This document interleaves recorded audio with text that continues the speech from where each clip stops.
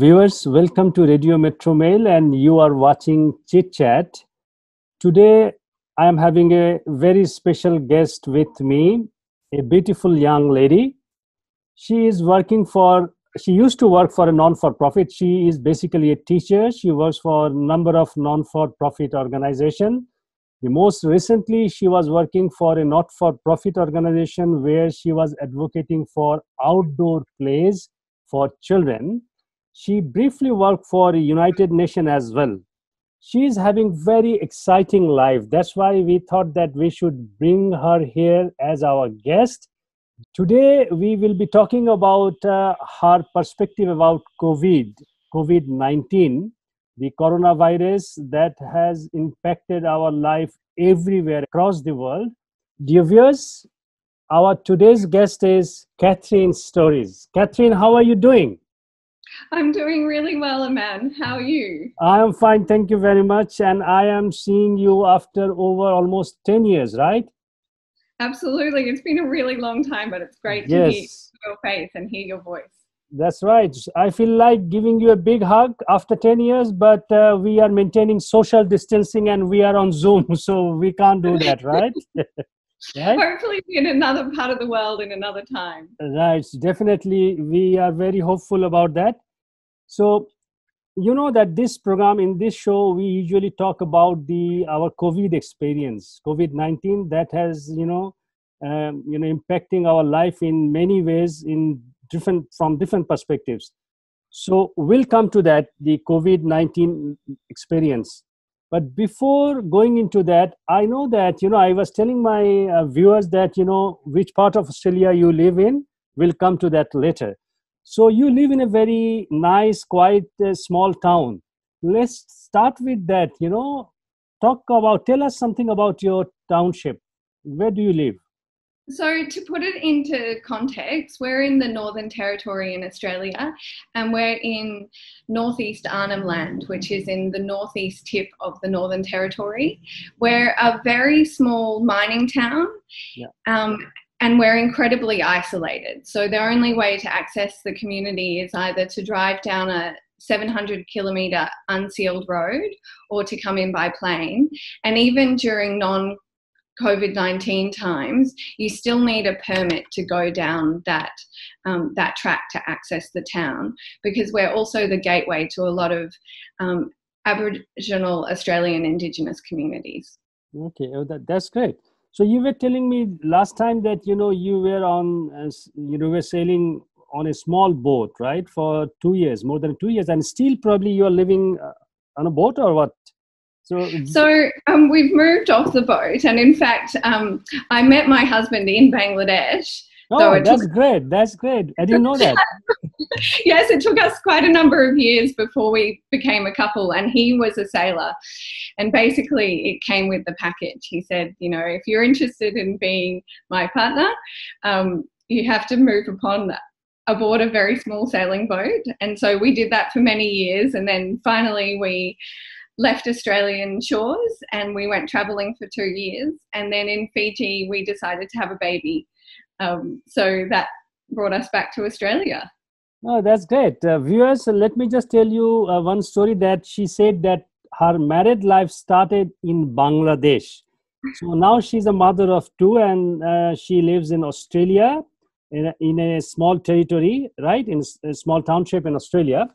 We'll talk about her environment more because she did her master's in international development and environment analysis. I think with regard to the environment where you are living right now currently, so tell us about the natural environment of that place.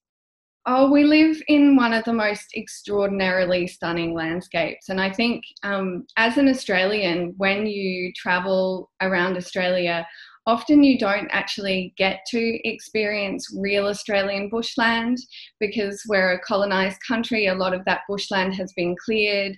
The traditional Aboriginal methods for managing that land has changed over the time. A lot of that knowledge has either been restricted from being implemented or has been lost. But we live in this incredible region of East Arnhem Land, and the wildlife is incredible. Down the road from us is a permanent lagoon. It's one of the most permanent freshwater sources in Australia in terms of wetlands historically. We have brolgas, which probably doesn't mean anything to your international audience, but they're these incredible crane-like birds that do this dance. And we also get this migration of magpie geese each year. Because it's quite a small town, a lot of people entertain themselves by going camping and fishing. And even though we've moved to land, we have a little trailer sailor boat, and we actually spent the weekend camping out on one of the islands here, and the kids got to play in the sand. The big thing is we do have crocodiles, and as a mother, that puts a lot of burden because I have to supervise the kids all of the time because they would be a very, very tasty snack for a saltwater crocodile. But as an Australian, I feel really privileged. This area is incredible savanna, and I feel sad that I could grow up in Australia and not realise that this amazing bushland used to occupy so much of our land. And we also have these wildflower fields that really, because of the introduction of grazing animals and changes in fire regimes, traditionally the Indigenous people would have burnt the land to maintain it, and fire is very scary to Westerners, so a lot of those practices died out. And because we are in this incredibly privileged and fortunate position to be in East Arnhem Land, we can see these incredible flower fields. And I wish it's not just, it's not just a foreign concept to people from outside of Australia. I think a lot of Australians don't really understand what this bushland is meant to look like. No, that's great. So it seems that, both of you met your husband in Bangladesh, right? While you were working for United Nations briefly, right? Yes. Okay. So I'm sure that you must be having some, interesting stories about Bangladesh. Can you remember something, or do you like to share something? Definitely. I mean, it was for... I think it may have even been 13 years ago now. It was a long time ago, and it was my real. I was a young Australian who just finished her undergraduate degree. I found myself in this incredible, colourful place. I met lovely people like you and your wife, and my whole eyes were open to a different world, and a world of beautiful colour.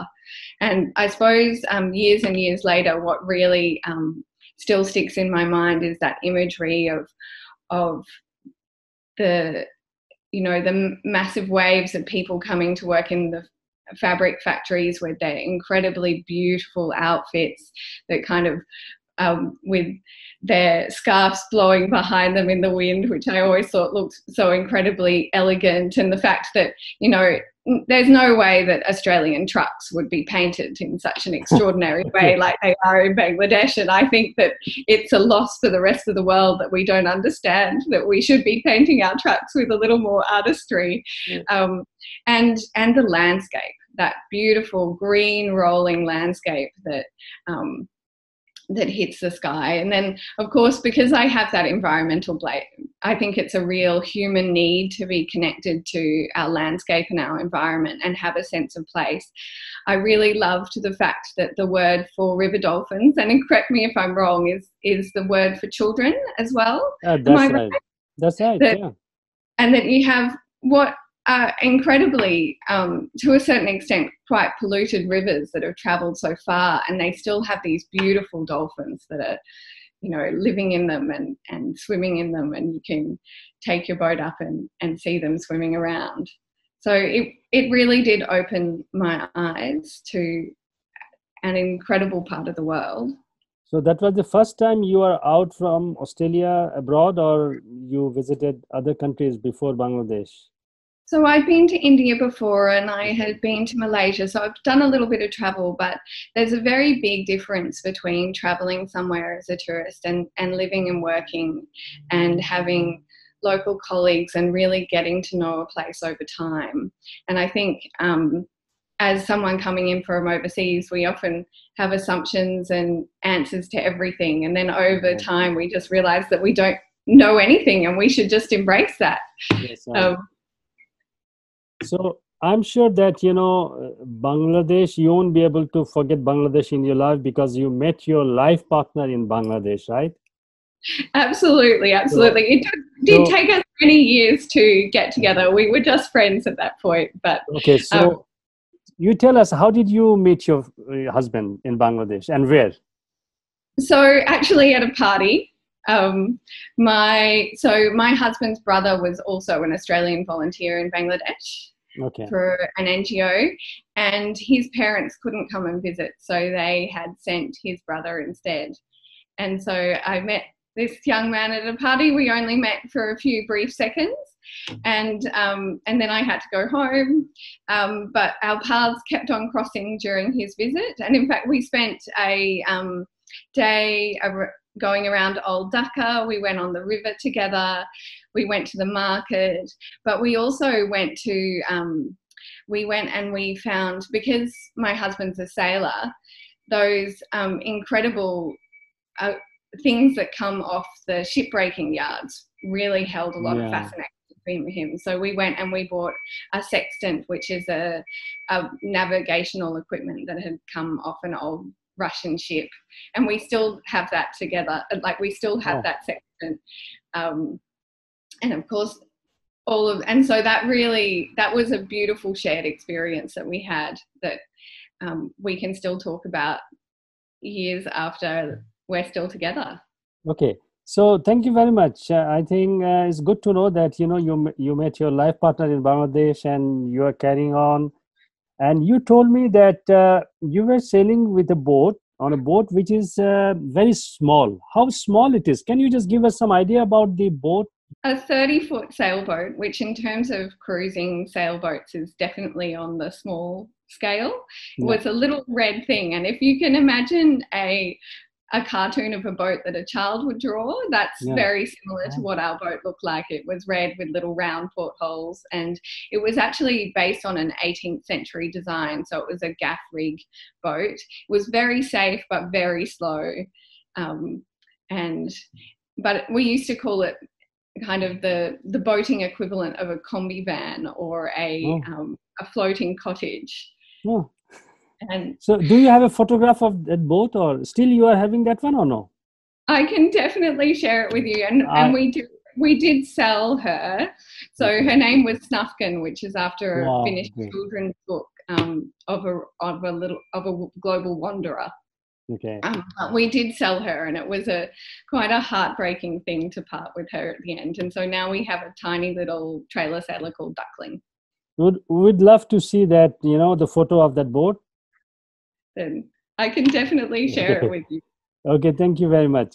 So, Kat, you were saying that with regard to the COVID-19, the coronavirus, so how is your province or the small township, the mining township where you live in? So, how the province is doing with regard to COVID-19?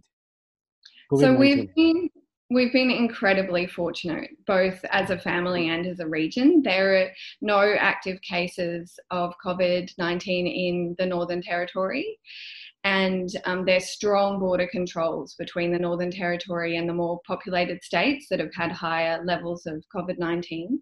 And also because the population here is seen as being quite vulnerable if a case of COVID got into the community, the federal government actually created a biosecurity zone around our community, which restricts movements into the biosecurity zone and also around the biosecurity zone. So that will lift in 2 weeks' time. And because of the fact that we are so isolated and those restrictions in movement have been so successful, a lot of the social distancing restrictions have now lifted. I send my child to preschool. I can send my daughter to daycare. We go to the swimming pool. We can go camping. Even the pubs have opened again, although there's certain rules that we have to follow.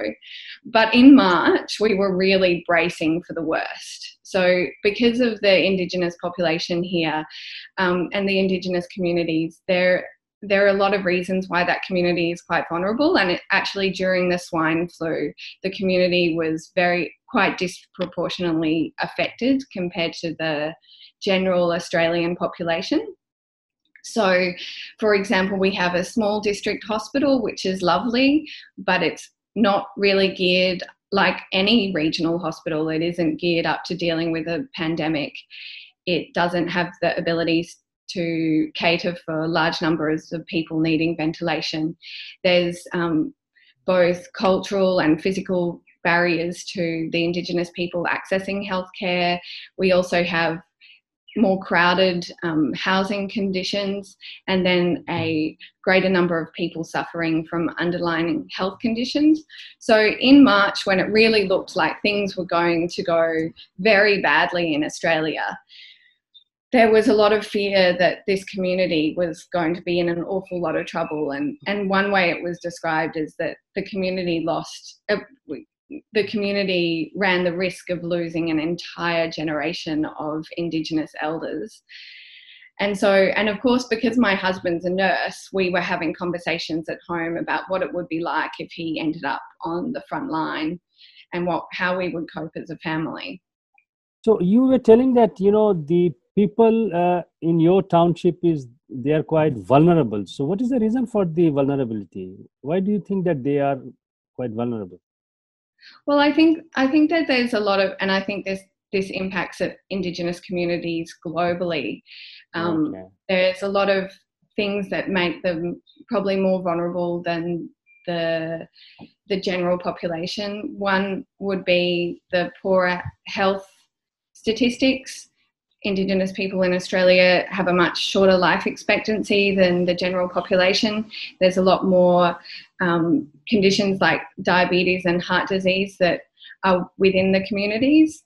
Another reason they're vulnerable is their elderly actually live within the communities, whereas generally in the white Australian community, our elderly and most vulnerable are actually in nursing homes. They're a lot easier to quarantine. I'm not saying that that's a good thing in any way, shape or form. Then there's barriers in terms of poor experiences with formal healthcare in the past, cultural barriers, and then huge barriers of distance. So some of these communities, Nhulunbuy, which is we're a mining town and we're a gateway to a lot of these Indigenous communities, but these Indigenous communities are then further down, dirt tracks, very, very remote, and then there's the islands off the community. So the hospital covers a huge distance in the East Arnhem region. Okay, we understand that because of their the lifestyle, basically they are quite vulnerable, right?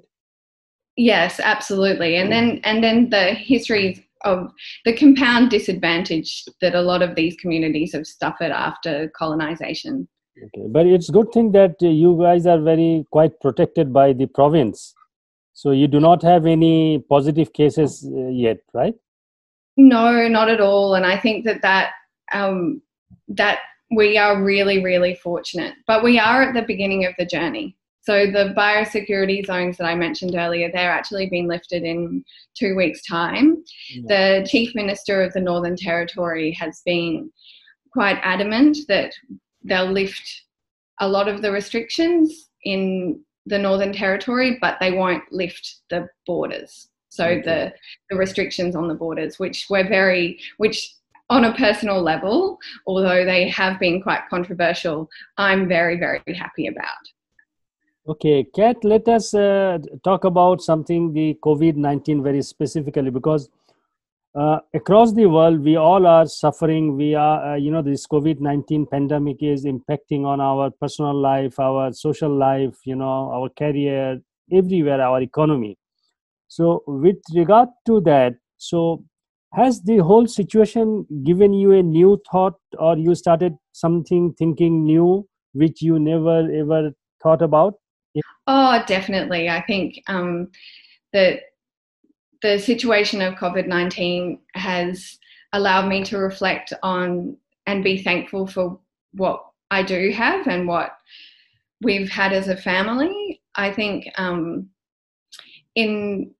as a society, we really value formal work, and we often attach our identities to our employment. And in February this year, I left my job to spend more time with my 4-year-old and my 2-year-old.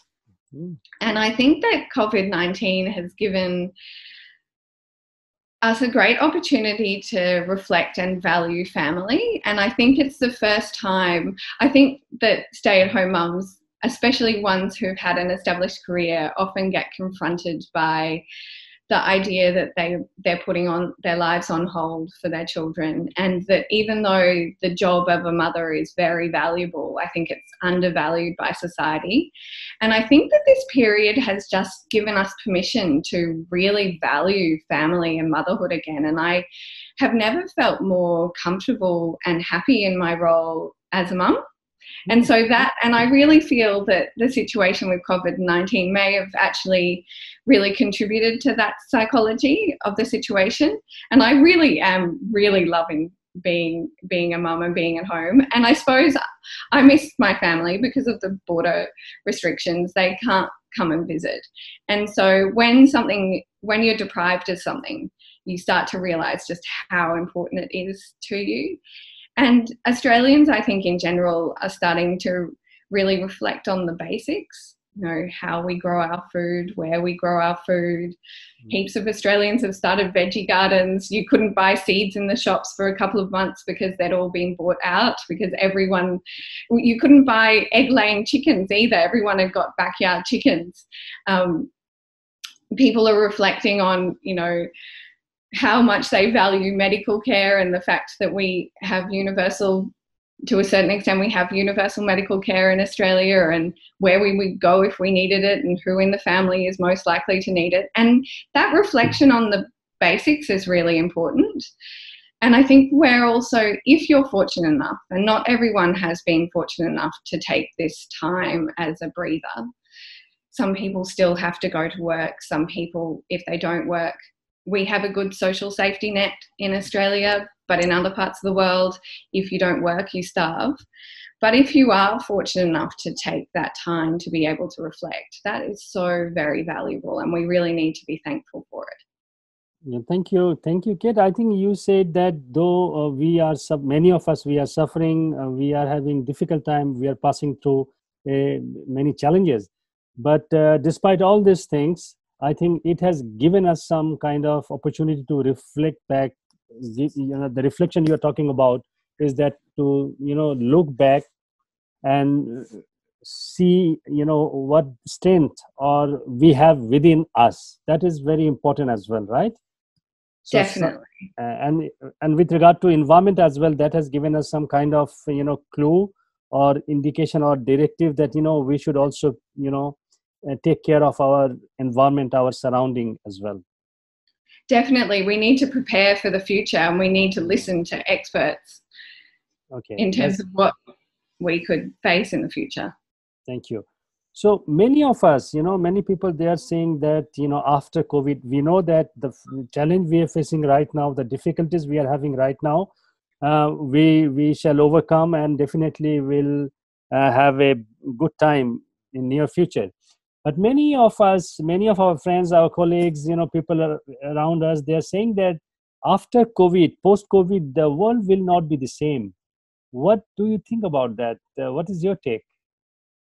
Oh, I think it's already changed significantly. I think as a traveller, I think international travel won't be the same for a really long time. So, as you know, David and I travelled around the Pacific for that 2 years, and we used to joke when we were on passage, because sometimes you're on passage for up to a month, that the world could end and we wouldn't know. We wouldn't see any other people. We'd just be in the ocean, bobbing along in our meditative state, watching the weather. But what's interesting is that's exactly what's happened to some of our sailing friends. They've left to go on a passage before they even thought or knew about COVID-19, and they have arrived in a country where the world has completely changed. They've gone to, go through customs and anchor or moor their boat and get fresh food after 25 days at sea, to be confronted by guns and a very, very, unwelcoming situation where people are quite fearful of people coming from outside, and they've had to grapple with this. There's sailors all around the world that are trapped in the locations that they're in, unable to move, with a hurricane season coming. Yeah. And I just don't know. I can't see that being the same for many years to come. I think that whole cruising life and life of exploring and visiting countries will be very, very different. So there will be a lot of changes, definitely.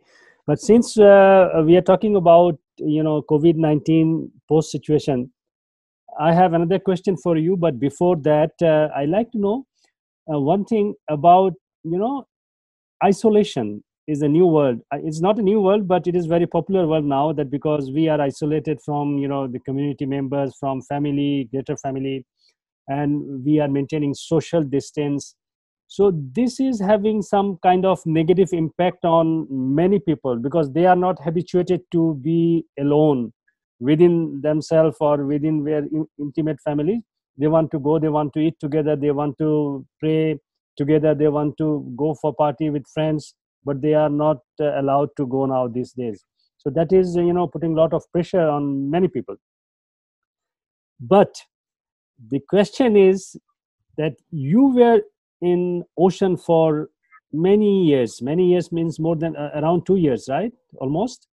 Yep. So we were out almost 2 years. 2 years. So you have kind of experience of isolation. But when you were in the ocean, it's only yourself and your husband, or you have? No, it was only the two of us together. That's right. So how long was that? So I think our longest passage where we were out at sea together was 28 days, and that was between the Marshall Islands and a small island called Wallis, which is a French protectorate in the Pacific.